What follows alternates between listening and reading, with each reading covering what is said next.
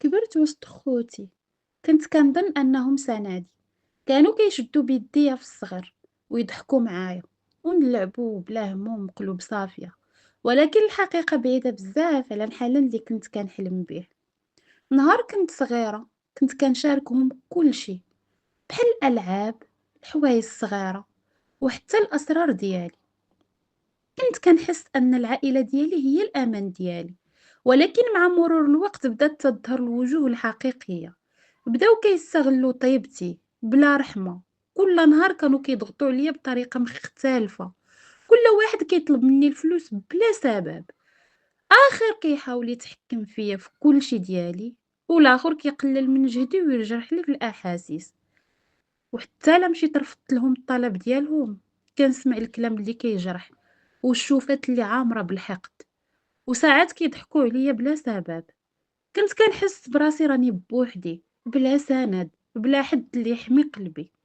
كنت كنحاول نفهم علاش هاد الشي واقع لي، علاش الطيبة ديالي كيستغلوها. كل نهار كنت كنخرج من الدار وقلبي موجوع، قلبي عامر. ولكن كنت كنضرب على راسي وكنقول لازمني نصبر، دابا يجي واحد النهار وغادي يبان الحق ديالي.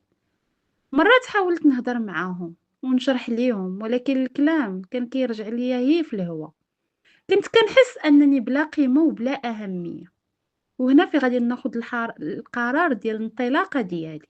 حتى جا واحد النهار اللي وقفت فيه قدام المرايا وشفت في وجهي باكي، ضعيف، وعيني كانت كتشوف دموعي على خدي. وقلت بيني وبين نفسي لا، ماشي ممكن نبقى نعيش حياتي ضلهم. خاصني نوقف، خاصني نتحرك، خاصني نلقى حقي. قررت انني نبدل حياتي من الصفر. خرجت، خدمت، قريت، واجهت تحديات الحياة اليومية. وكل يوم كنت كنقوى نهار على نهار. كنت كنكتشف أن القوة الحقيقية ما كتجيش من الخوف، ولكن كتجي من العزيمة والإرادة. هنا فاش غادي تجيني واحد الفرصة ديال المواجهة. نهار عيط ليا المحامي، صوتو كان واضح وباين. هو يقول لي الوصية ديال الوالد ديالك راه كلشي دارها بسميتك. سديت التليفون وقلبي كان كيضرب لواحد الدرجة ما تصوروش. ما كنت الصراحة مصدقة شنو كنت سمعت. خوتي حاولوا يسيطروا عليا ويخونوا قلبي بالطمع ديالهم، ولكن الحقيقة خرجت للنور. والوقت ديال المواجهة قرب. دخلت للدار، نفس الباب ونفس الوجوه، ولكن هاد المرة مختلفة. عيوني مركزة وقلبي عامر بالقوة، والروح ديالي حتى هي مقوية بالعزيمة. كل حركة وكل خطوة، كل نظرة كانت رسالة واضحة ليهم. هاد المرة أنا اللي غادي نسيطر على حياتي. قلت ليهم بواحد الصوت اللي هو قوي وواثقة في راسي: الدار بسميتي، والفلوس ديال الوالد حتى هي بالاسم ديالي. ولكن انا ما غاديش نطردكم كيف ما طردتوني. وقفوا ساكتين، ما قدرت حتى شي واحد فيهم يهضر. كنت كنحس كل ثانية كتزيدني القوة داخليا، وكل واحد منهم بدا كيحس بالخوف والدهشة. واحد منهم حاول يهضر بواحد الصوت اللي راه هو عامر خوف: ولكن هاد الشي ماشي ممكن. قلت ليه بواحد الثقة والصلابة: الحقيقة واضحة، واللي ظلموني ما غاديش يقدروا يقهروني هاد المرة. هنا جا الانتصار ديالي النهائي.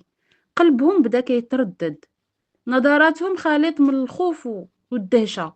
كنت كنحس أن كل لحظة كنت كنحارب فيها الماضي كتحول للقوة ديالي اليوم.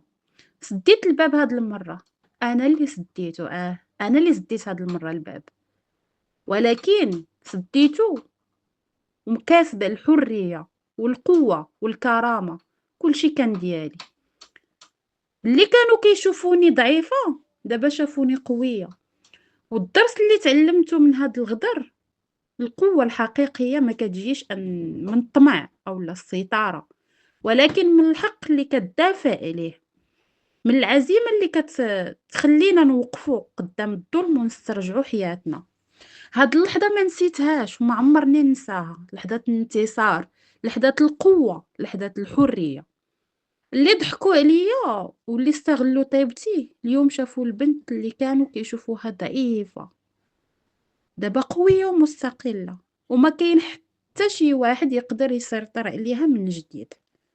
ما تنساوش تشتركوا في القناة بلي لايك، لي كومونتير، تفعيل الجرس باش يوصلكم كل جديد ديالنا عندكم فضلا وليس أمرا.